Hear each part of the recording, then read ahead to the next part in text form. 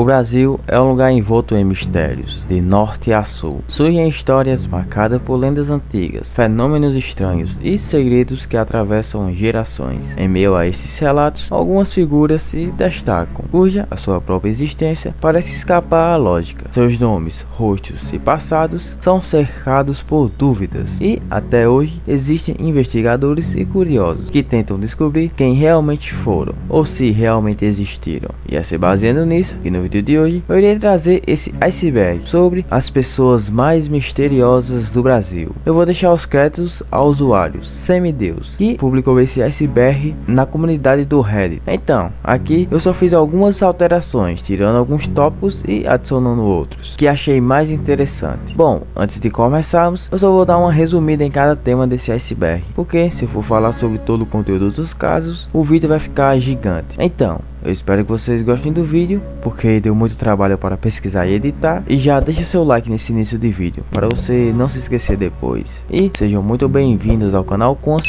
e vamos para o vídeo.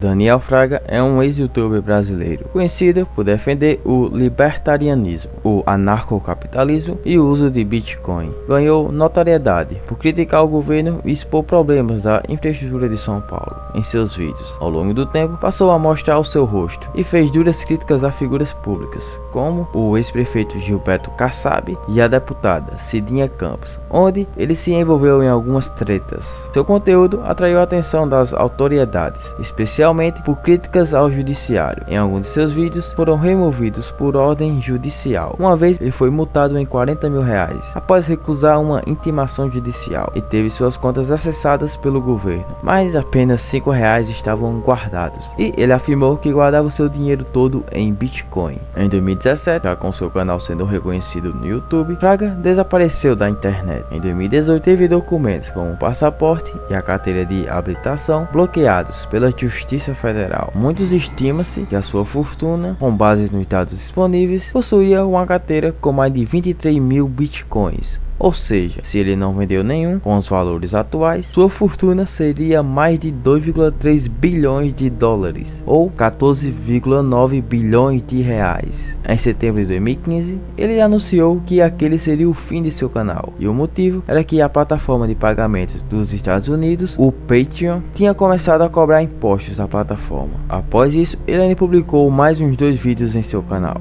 e depois parou de vez, ficando apenas comentando no Twitter e no Facebook, até meados de 2016. Depois disso, sumiu de vez, e as pessoas começaram a cogitar que ele havia se mudado para o interior de São Paulo. Após anos desaparecido da internet, foi descoberto que o Daniel chegou a fazer pequenas movimentações de dinheiro em sua carteira digital, em meados de 2020 e outra em 2022. O Daniel Fraga teve o nome novamente veiculado na internet, onde um suposto perfil no LinkedIn sob o nome de Bernardo Fraga foi descoberto. Nesse perfil, além da sua foto, que lembrava bastante o Fraga, estava dizendo que ele era um desenvolvedor sênior de uma empresa de software, e também dizendo que ele estava morando na Suíça. Bom, parecia que finalmente o Daniel havia sido encontrado. Não era mesmo? Mas isso tudo não passou de uma fake news de uma pessoa no Twitter e no Reddit, que utilizou o uso de inteligências artificiais para fazer essa farsa. E até hoje o Daniel Fraga continua sendo um mistério. Ninguém sabe o seu real paradeiro, e só se sabe ao seu respeito que ele foi um revolucionário aqui na internet com as suas ideias, e que possivelmente é um bilionário hoje em dia. E você, se lembra do Daniel Fraga?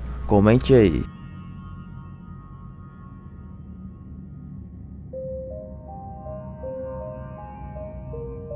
Luzimar Augustinho da Silva, de 53 anos, fugiu de um hospital psiquiátrico e responde a vários processos na justiça por racismo, ameaça e difamação. Apesar disso, é mais conhecida como sendo a menina do Etron, uma figura popular nas redes sociais. famosa por publicar vídeos nos quais agride verbalmente pessoas em locais públicos e faz discursos desconexos que misturam religião, sexo e mania de perseguição, citando até a Angélica e o Luciano Huck. E também ela possui algumas condenações nas justiças, até em outros estados, pelos mesmos crimes que ela comete, mas raramente as autoridades conseguem prendê-la.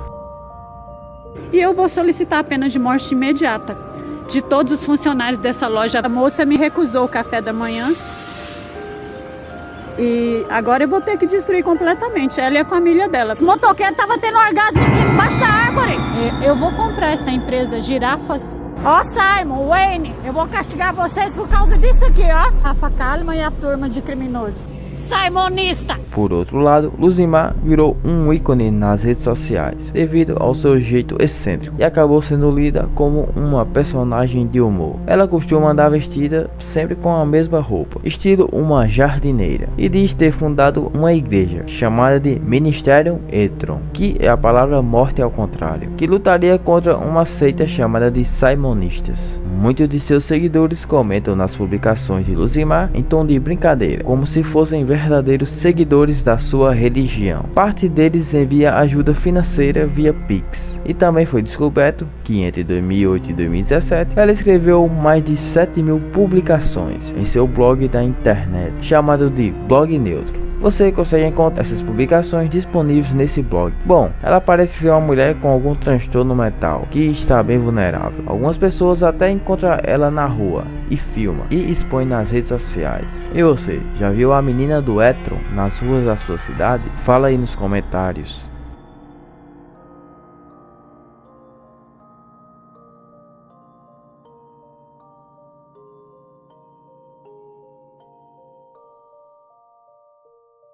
E já vamos iniciar nossa segunda camada com o caso do Menino do Acre. Bruno Melo da Silva, ou mais conhecido como o Menino do Acre, ficou famoso em 2017 após desaparecer misteriosamente. No seu quarto, ele deixou mensagens criptografadas, 14 livros manuscritos e uma estátua do filósofo Giordano Bruno. O caso teve grande repercussão nacional e internacional, sendo investigado até pela Interpol. Descobriu-se que ele contou com a ajuda de amigos e um primo para criar o livro TAC, que significa Teoria da Absorção de Conhecimento, que ele escreveu como uma forma de potencializar a aquisição de conhecimento, alegando que recebeu uma mensagem divina para escrever os livros. Bruno retornou para casa em agosto do mesmo ano, debilitado, dizendo que desapareceu por vontade própria. Depois disso, abriu seu quarto para visitação e o livro teve grande sucesso de vendas. Apesar disso, surgiram suspeitas de que tudo teria sido uma estratégia de marketing, o que o Bruno negou. Posteriormente, foi processado por não cumprir um contrato com os amigos sobre os lucros das vendas. E até hoje, o caso permanece envolto em mistérios. E você, acredita que o Bruno realmente recebeu uma mensagem divina para escrever os livros ou que foi tudo uma armação?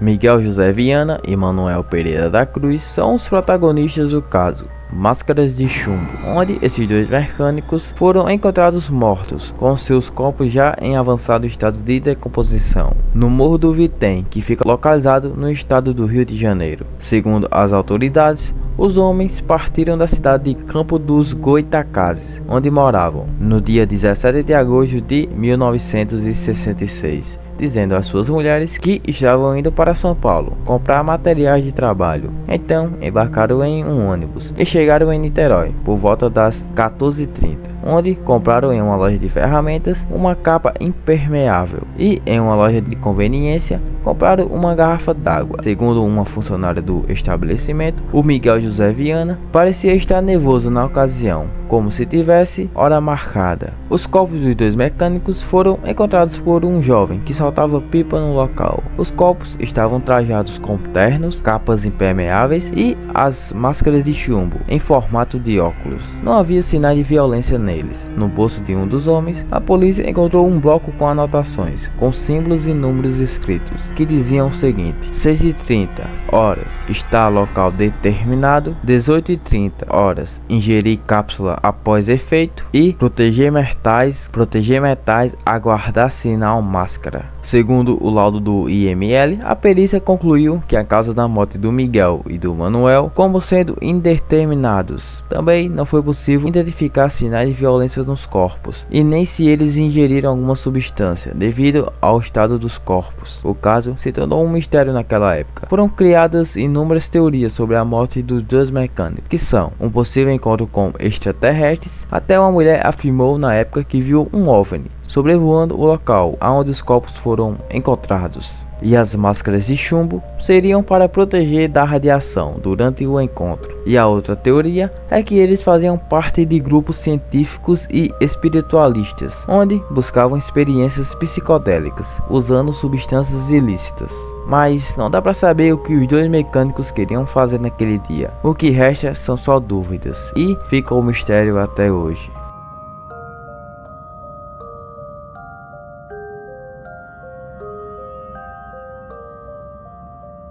Elizabeth Berg, ou mais conhecida como a Mulher da Ilha do Meio, apareceu no Pará em 1976, vinda de Salvador, de naturalidade suíça e naturalização inglesa. Loira de olhos azuis amendoados e sempre se vestia com roupas longas e fechadas. Dizia ser estilista e demonstrava fascínio pelas ilhas da região. Comprou a remota Ilha do Meio, próxima a Urumajó, e logo começou a atrair atenção com seu comportamento excêntrico e jamais visto. Frequentemente vista com um grupo de pessoas loiras e altas, que elas a chamavam de cientistas. Testemunhas afirmavam que esses visitantes desapareciam misteriosamente, sem deixar rastros. Em algumas ocasiões, à noite, Beth era vista caminhando nua pela praia e região. Também era vista estranhas luzes, que foram descritas como pequenas luas, que desciam do céu e iam direto para a Ilha do Meio. Ela também comprava quantidades absurdas de peixe, até 400 quilos por semana, sem que houvesse vestígios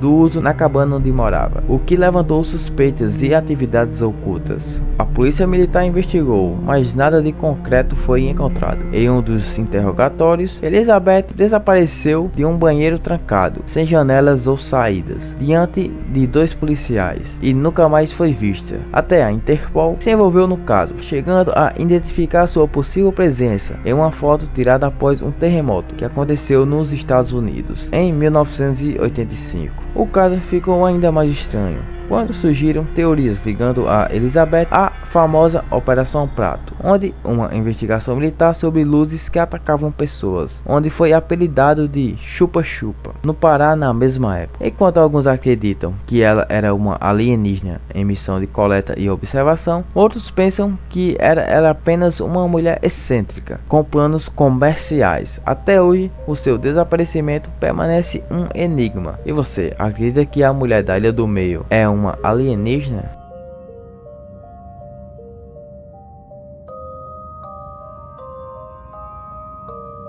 O índio do buraco, ou índio Tanaru, foi uma denominação dada ao último sobrevivente de uma etnia indígena desconhecida, que foi massacrada por fazendeiros e grileiros de terra durante as décadas de 1980 e 1990, no sul de Rondônia. A partir de então, o homem passou a viver sozinho na terra indígena, chamada de Tanaru, localizada em Corumbiara, região geográfica imediata de Vilhena, a cerca de 700 km de Porto Velho. Ele foi nascido por volta de 1960. Sua alcunha é a Divina dos Buracos, com cerca de 1 metro de comprimento e meio de largura e mais cheio de profundidade, que sempre eram encontrados nas cabanas de palha construídas pelo próprio indígena. Registros da FUNAI mostram que a sua existência datam de 1996, mas apenas no ano seguinte é que agentes da fundação conseguiram ter contato visual com ele, apesar de nunca terem se comunicado com o homem. Especula-se que, a partir de vestígios e relatos de tribos conhecidas da região, é que sua família tenha sido assassinada em 1995 por interessados de se apossar de terras indígenas que ainda não eram demarcadas. Por essa mesma razão, motivou durante anos o genocídio de incontáveis povos nativos da região amazônica. Infelizmente, em 23 de agosto de 2022, o índio foi encontrado morto em sua rede pela equipe de monitoramento da Frente de Proteção Etnoambiental Guaporé, e não havia vestígios de presença de pessoas no local ou sinais de violência. A história do índio foi transformada em um livro pelo jornalista americano Monte Hill, intitulada de O Último da Tribo, a busca épica para salvar um homem solitário na Amazônia.